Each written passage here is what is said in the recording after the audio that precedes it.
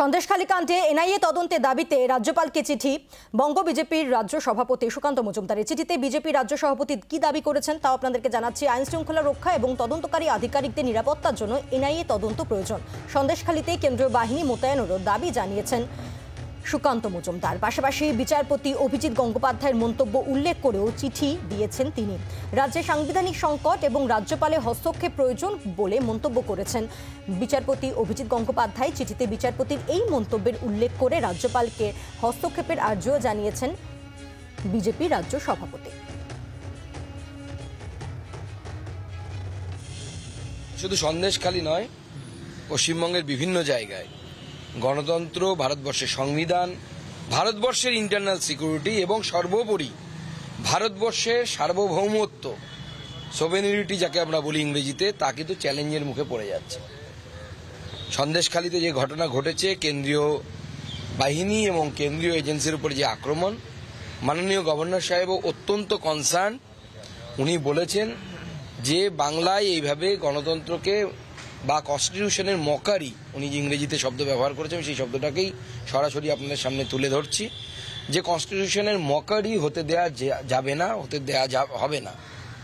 এবং প্র্যাকটিক্যালি যেভাবে বাংলা চলছে এই মুহূর্তে, আমারও মনে হয় যে ভারতবর্ষের সংবিধানকে পদনিহিত করা হচ্ছে, ভারতবর্ষের সংবিধানকে চূর্ণ বিচূর্ণ করা হচ্ছে বিভিন্ন জায়গায়।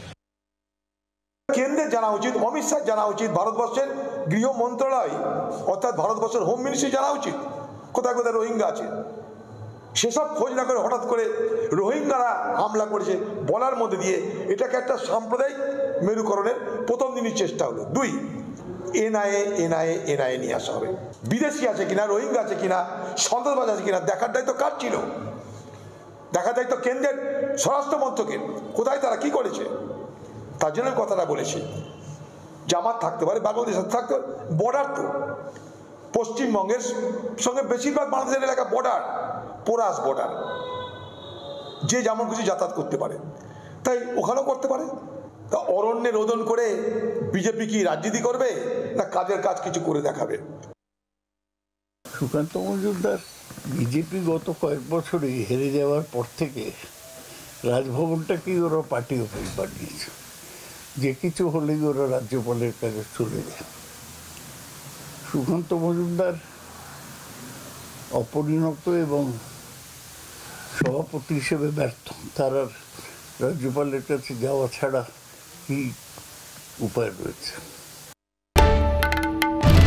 বাংলার আওয়াজ, বাঙালির আবেগ, জি 24 ঘন্টা।